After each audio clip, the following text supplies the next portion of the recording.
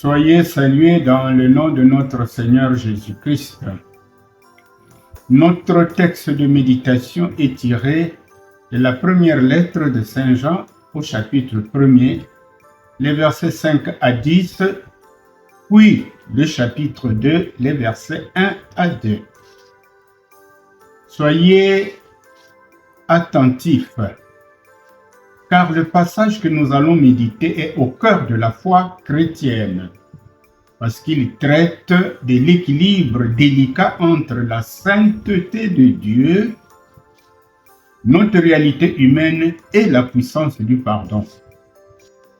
Le titre que nous donnons à ce texte, c'est « Marcher dans la lumière ». De la confession à la restauration. Nous aurons à développer 3 points essentiels. Le premier point, la nature de Dieu. La nature de Dieu, c'est une lumière sans ombre, ce que nous pouvons lire au verset 5 du premier chapitre de la première épître de Saint Jean.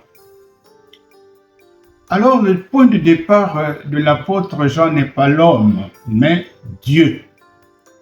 Dieu est lumière et il n'y a point en lui de ténèbres. En Dieu, il y a une pureté absolue.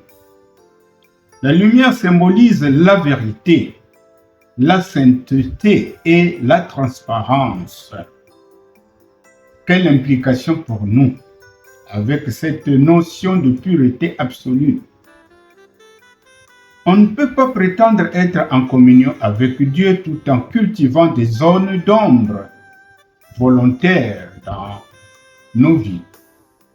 La foi n'est pas un vernis social, c'est une mise à nu devant le Créateur. Deuxième point de méditation, le danger du déni. Ce que nous pouvons lire au verset 6, 8 et 10 du premier chapitre de la première lettre de Saint Jean. Jean s'attaque ici à l'hypocrisie et à l'auto-persuasion. Il identifie 3 mensonges dangereux. Le premier mensonge, prétendre être en communion avec Dieu tout en marchant dans les ténèbres, c'est mentir par nos actes. Deuxième mensonge, c'est dire que nous n'avons pas de péché. C'est se séduire soi-même. Troisième mensonge, c'est dire que nous n'avons pas péché. C'est faire de Dieu un menteur. Le péché n'est pas un simple manquement, une simple erreur de parcours. C'est une rupture de relation avec Dieu et parfois avec mon prochain. Le nier, c'est refuser la guérison.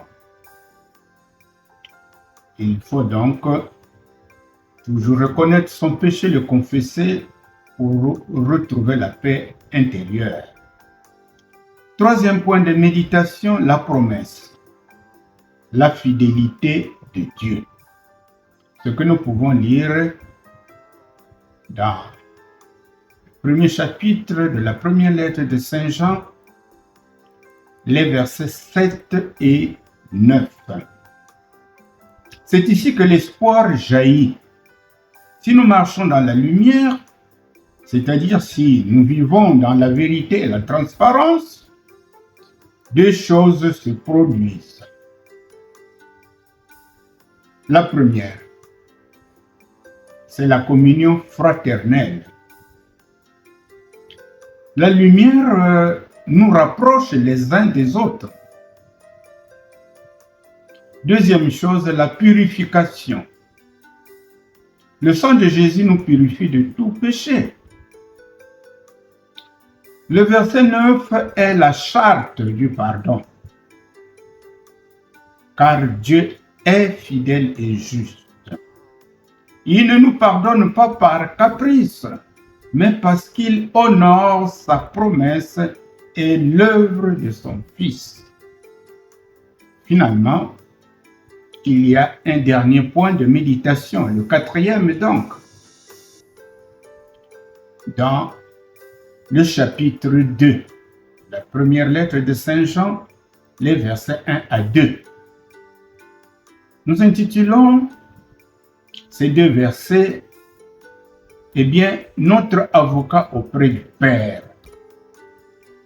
Jean adopte ici un ton de père spirituel lorsqu'il dit « mes petits enfants ». Son but n'est pas de nous donner un permis de pécher, mais de nous donner une solution en cas de chute. Lorsqu'on nous demande de ne pas pécher, l'objectif, c'est la sainteté. Nous visons la sainteté, c'est notre cible. Mais il y a un recours. Si nous tombons, nous avons un avocat. L'avocat en grec peut être traduit par parakletos, c'est-à-dire celui qui est appelé à nos côtés. Jésus-Christ ne plaide pas notre innocence, car nous sommes coupables. Il plaide son propre sacrifice. À cause de sa mort, nous avons le pardon. Alors, troisième chose, c'est la portée. Jésus est la victime propitiatoire, c'est-à-dire le sacrifice qui apaise et réconcilie, non seulement pour nous, mais pour le monde entier. Alors, mes bien-aimés, ce merveilleux texte qui est au centre de la foi chrétienne nous amène à conclure et à trouver une application. Eh bien, ce message de Saint Jean nous invite à une honnêteté radicale. La vie chrétienne n'est pas l'absence de faute, mais la présence constante de la grâce transformatrice. Alors, nous pouvons vous donner quelques points de réflexion pour mieux méditer ce texte. 3 points. Le premier, y a-t-il une zone d'ombre dans ma vie que j'hésite à exposer à la lumière de Dieu? S'il y a une zone d'ombre dans votre vie, ma sœur, mon frère, il faut vous rapprocher de Dieu et lui ouvrir votre cœur. Si vous avez fait du mal à votre prochain, rapprochez-vous de lui, vous confessez votre péché. Deuxième point de réflexion, est-ce que je saisis pleinement que le pardon de Dieu repose sur sa fidélité et non sur mes performances? Troisième point de réflexion, comment puis-je mieux utiliser mon accès à l'avocat, c'est-à-dire à Jésus-Christ, pour retrouver la paix après une chute? Alors, ce sont là quelques éléments de méditation qui vous aideront à mieux vous intégrer dans le texte. À présent, prenons un temps de silence pour une ouverture. Après, nous allons prier.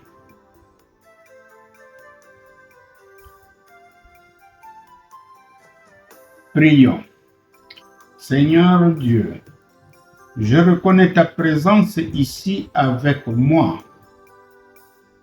Tu es la lumière et en toi, il n'y a aucune trace de ténèbres. Dans ce moment de calme, je choisis de sortir de mes cachettes pour me tenir devant toi tel que je suis. Tel que je suis sans rien à moi, sinon ton sang versé pour moi. Alors, si nous avons fait l'ouverture de cœur, c'est le moment de faire la confession. Père très saint, ta parole me dit que si je prétends être sans péché, je me suis dit moi-même, aujourd'hui, j'arrête de justifier mes erreurs. J'arrête de comparer mes ombres à celles des autres pour me rassurer. Je dépose devant toi mes impatiences et mes manques d'amour, mes pensées secrètes qui ne te glorifient pas, mes silences là où j'aurais dû parler et mes paroles là où j'aurais dû me taire. Je te dépose mon fardeau. C'est le moment où nous demandons la grâce au Seigneur, parce que nous avions confessé nos péchés. Seigneur Jésus, mon Sauveur, merci parce que ta fidélité ne dépend pas de ma perfection. Tu es mon avocat. Tu ne m'accuses pas. Tu me défends par ton sang versé. Je reçois maintenant ta purification. Tu effaces ma culpabilité et tu restaures ma joie. Parce que tu es juste, je suis pardonné. Parce que tu es fidèle, je suis relevé. Une fois que nous avions reçu la grâce de Dieu, c'est le temps de l'engagement, c'est-à-dire la marche à la suite du Christ. Esprit Saint, aide-moi à marcher dans la lumière tout au long de cette journée ou de cette nuit que je me repose en paix. Que ma transparence devant Dieu devienne une bienveillance envers mes frères et sœurs. Si je trébuche, rappelle-moi que mon avocat est là. Fais de moi un reflet, même imparfait, de ta clarté dans ce monde. Amen.